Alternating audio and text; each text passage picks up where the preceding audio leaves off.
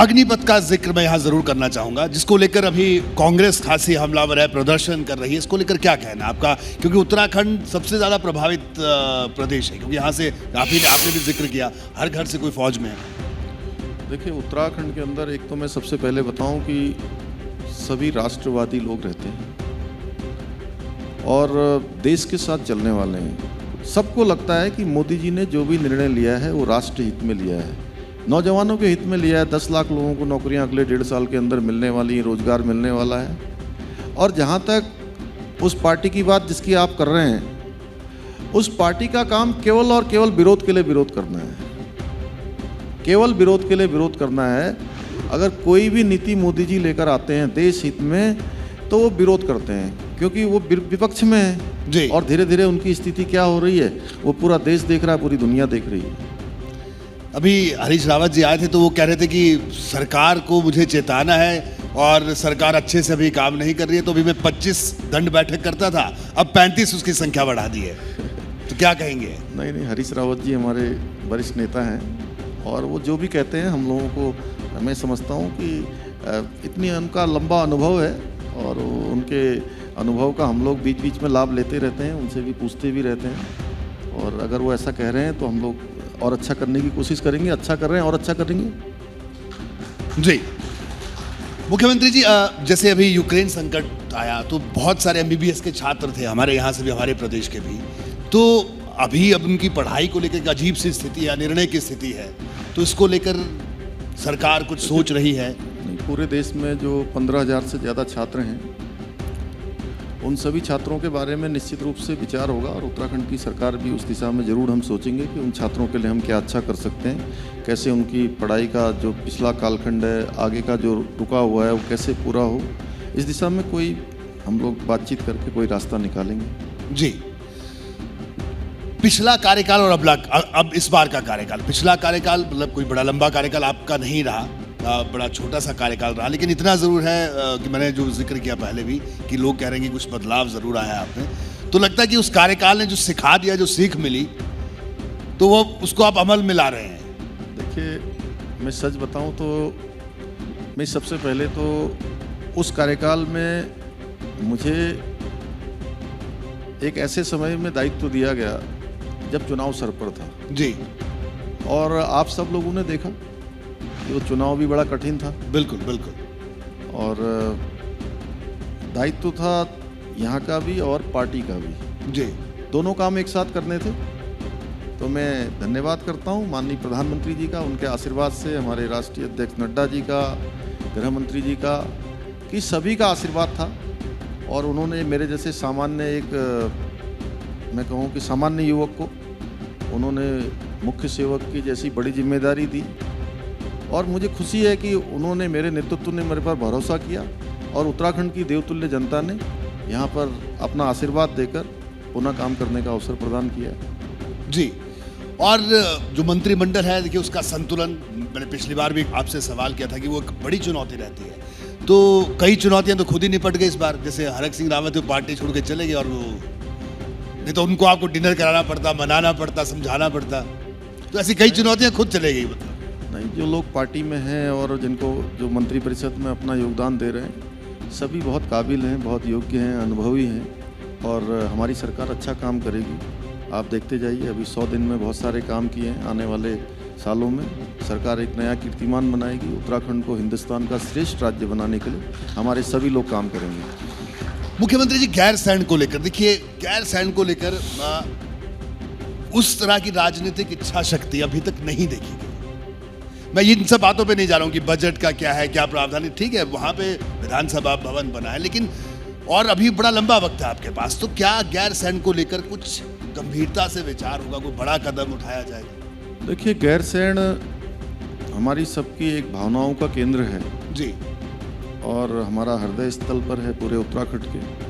हमारी ही सरकार ने उसको ग्रीष्मकालीन राजधानी बनाया है और उसके अवस्थापना मद में इस बार के बजट में भी हमने 22 करोड़ रुपए का प्रावधान किया है। अन्य जो हमारे बिना प्लानिंग के आने वाले बजट को छोड़कर प्लानिंग के तहत हम लोगों ने उसकी अवस्थापना के लिए व्यवस्था की है। अनेकों विभागों से उसके लिए कार्य योजना बनाने का हमने पहले से कहा है कि कार्य योजना बनाएं गैरसैंण आगे बढ़ेगा। गैरसैंण चूँकि हमारा सबकी संभावनाओं का, भावनाओं का केंद्र है, उसके विकास में कभी कोई कमी नहीं आने दी जाएगी। और अभी ग्रीष्मकालीन राजधानी के रूप में है, तो उसको ग्रीष्मकालीन राजधानी के रूप में हम आगे विकसित करेंगे। तभी त्रिवेंद्र जी ने भी कहा कि गैरसैंण को लेकर, उन्होंने बजट को लेकर भी कहा था प्रोजेक्ट में ज़्यादा प्रावधान होना चाहिए। नहीं कर रहे हैं हम लोग, कोई किसी को चिंता करने की आवश्यकता नहीं है, सभी लोगों का। और त्रिवेंद्र जी ने जो काम उसमें किए हैं उसको हम लोग आगे बढ़ाएंगे। जी, तो वो उन्होंने इस बारे में चर्चा की आपसे कि कैसे बेहतर किया जाए? नहीं, चर्चा होती रहती है हम लोगों की। चर्चा होती है, हाँ हाँ, ठीक है। लेकिन पिछली बार देखिए कांग्रेस बार बार एक मुद्दा बनाती रही कि 2 मुख्यमंत्री बदल दिए, और अब इस बार आपको नहीं लगता कि जो जिम्मेदारी है वो इतनी ज्यादा है और अब सब कुछ, यानी जो यश अपयश है वो सब पुष्कर सिंह धामी के सर माथे पर है? तो इस बार की इस चुनौती से निपटने के लिए जो आपकी टीम है, चाहे वो अधिकारियों की टीम हो और मंत्रियों की टीम हो, आप मानते हैं कि आपकी पूरी टीम सक्षम है और उस तरह से काम कर रही है? पूरी टीम और हम लोग सब बिल्कुल, मैंने कहा कि 0 से शुरू होकर आगे बढ़ रहे हैं और पूरी टीम अच्छा काम करेगी। पूरे हमारे अधिकारीगण काम करेंगे, कर्मचारीगण काम करेंगे, क्योंकि हम लोग ये मेरी निजी यात्रा नहीं है, ये पुष्कर सिंह धामी की निजी यात्रा नहीं है, ये पूरे उत्तराखंड के 1,25 करोड़ लोगों की जन भावनाएं हैं, उसको लेकर हम लोग गंतव्य तक पहुंचेंगे सब लोग। और जो हमने अपने संकल्प लिए हैं उन संकल्पों को पूरा करेंगे। जी, उत्तराखंड की जो ब्यूरोक्रेसी है उसको लेकर धामी साहब कहा जाता है कि देखिए हर ब्यूरोक्रेसी का अपना एक नेचर है, काम करने का तौर तरीका, और यहाँ की जो ब्यूरोक्रेसी का तौर तरीका है वो भी सबके सामने है। मैं ये नहीं कह रहा हूँ कि बहुत सारी ब्यूरोक्रेसी, बहुत सारे अफसर हैं, बहुत शानदार काम कर रहे हैं और जाहिर सी बात है उनके अच्छे काम की वजह से प्रदेश को फायदा भी हुआ, लेकिन बड़े आरोप लगते रहे कि अफसरशाही मिसगाइड करती रही राजनीतिक लोगों को। देखिए, मैंने कहा शुरू में जो मैं बात कह रहा हूँ वो मैं फिर से दोहरा रहा हूँ। नहीं, आप भी कभी मिसगाइड हुए क्या कभी? मैं बड़ा सीधा सवाल जानना चाहता हूँ आपसे। देखिए, अब तो मैं पहले दौर की बात करूंगी, अब तो आपको सब पता चल गया। हमेशा मैं कोशिश करता हूँ कि सब लोगों से बात करके कोई भी बातचीत है उसमें निर्णय लिया जाए। और एक तरह से मैं जिस पार्टी में काम करता हूँ, हमारी पार्टी में शुरू से ये रहा है कि सबका साथ, सबका विकास, सबका विश्वास, सबका प्रयास। उसके आधार पर चाहे शासन का काम हो, सरकार का काम हो, हमारी पार्टी का काम हो, संगठन का काम हो, उसी के आधार पर हमने निर्णय लेने की जो हमारी एक प्रथा है उसको सरकार में भी आगे बढ़ा रहे हैं। और जब मैं अच्छा काम करूंगा तो ऐसा हो ही नहीं सकता कि नीचे हमारे साथ काम करने वाले अन्य अधिकारीगण हो, कर्मचारीगण हो, वो कहीं इधर से उधर होंगे, और सभी का ध्येय एक ही होगा और अच्छी सरकार चलेगी, अच्छा हमारा प्रदेश चलेगा। तो निश्चित रूप से उसमें सबका योगदान होगा, उसमें कहीं ऐसा नहीं है कि कोई अधिकारी इधर से उधर जा रहा है।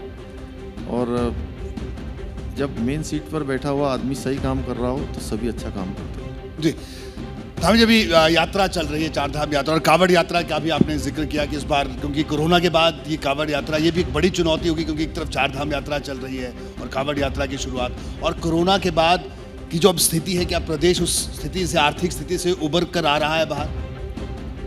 4 धाम यात्रा में जब शुरू हुई थी इस बार, तो हमारे सामने बहुत चुनौती थी। 4 धाम यात्रा को व्यवस्थित तरीके से चलाकर लोगों को सुरक्षित लाया जाए, सुरक्षित उनकी यात्रा करवाई जाए।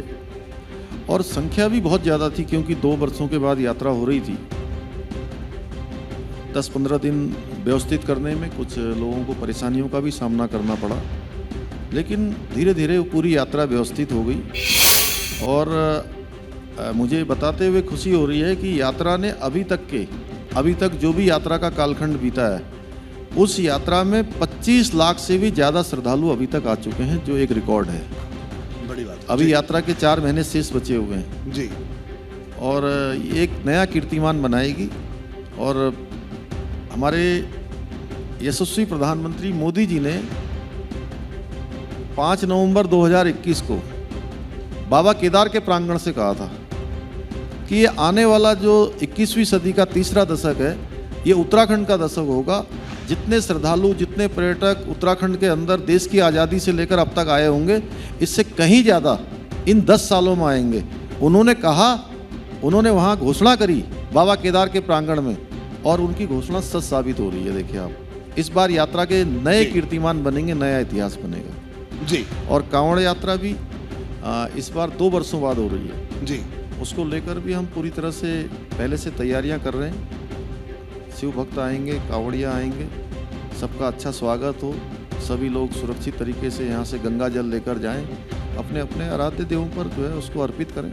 उसके लिए हमारी सब तैयारियां शुरू हो गई हैं। जल्दी मैं उसके लिए भी बैठक करने वाला हूँ।